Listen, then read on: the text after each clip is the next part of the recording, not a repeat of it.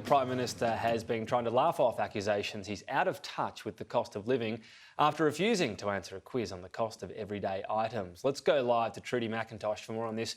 Trudy, it was the PM hitting the ground running, doing as much of breakfast television as he could, giving answers, on who knows what the cost of bread is. There are so many different types. It's the sort of answer perhaps if he gave yesterday, which would have meant we wouldn't be talking about this today. Yeah, Tom, maybe if he had his time again, Scott Morrison would use these lines he's been trying out on breakfast TV yesterday at the National Press Club. It's one of those traditional questions that's asked of politicians right around the world. It's critical in the Australian context, though, in the lead up to the election, given the concerns about rising inflation, cost of living shaping up to be one of these crucial issues. The Prime Minister pressed, therefore, whether he could name the price of a rapid antigen test or petrol, which we know in some parts of the country at the moment is reaching above $2 a litre. Laughing it off today, and he's received the backing of some of his senior ministers.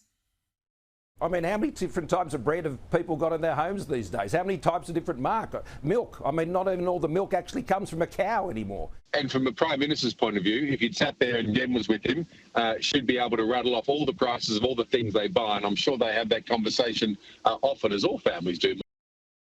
Notable as well, we saw a bit of a shuffling of papers when he answered the question. Anyway, that was a gotcha one. It's played out how it will. We'll see what voters make of it ultimately. But the other big moment at the press club, the leaked text messages. The Prime Minister was asked about this today, and so have some other politicians as well. There's first of all a bit of a hunt.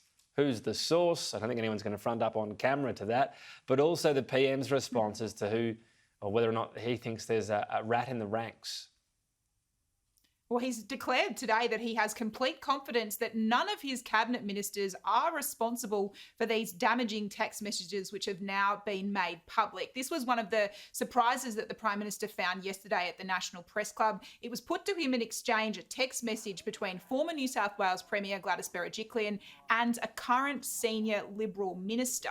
The minister is said to have called Scott Morrison a fraud and a complete psycho. Ms Berejiklian, at the height of the Black Summer bushfire crisis, is said to have said that Scott Morrison has been obsessed with petty political point scoring. Labor's certainly very happy to seize on this today. We've seen the Prime Minister, though, indicating that he's not fazed by what has been said about him.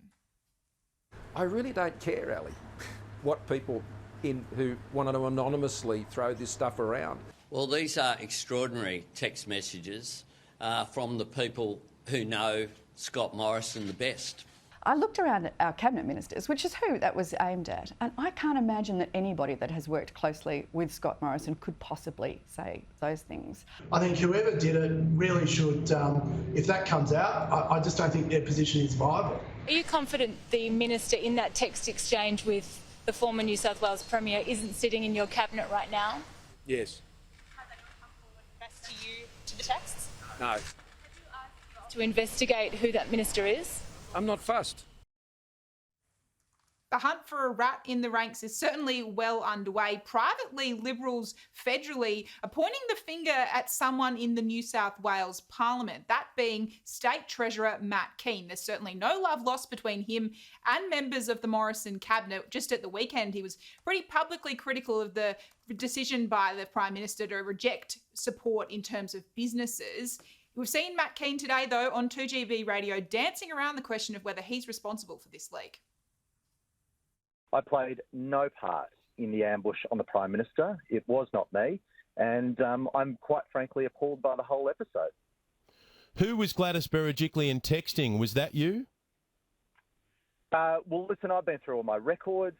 I've never seen Ms Berejiklian. I mean, I've had millions of texts with Ms Berejiklian over the years.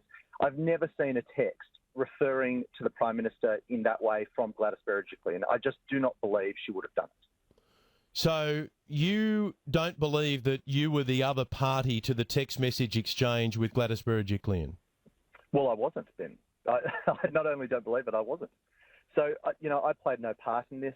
I've checked my records. I've got no records of any text message of any such nature from Ms Berejiklian. I certainly haven't referred to the Prime Minister in the way that was said. It wasn't you? No, Ben. Have you shown any text messages between you and Ms Berejiklian to any third parties, including Peter Van Onselen? No, not to my knowledge. Definitely not. When you say not to your knowledge, and then you say definitely not, did you show them or not? Well, that's a pretty broad question, but if you're suggesting that I showed a text message to Peter Van Onselen, absolutely not. Regardless of who was responsible for this leaked message, it certainly had the desired effect of taking the oxygen away from Scott Morrison's message at yesterday's press club. He was hoping, Tom, for a political reset, but now he's found himself with two other political headaches. Yeah, the summer reset certainly didn't happen, and a little bit more than 2 months until the election's going to be called. Trudy, thank you.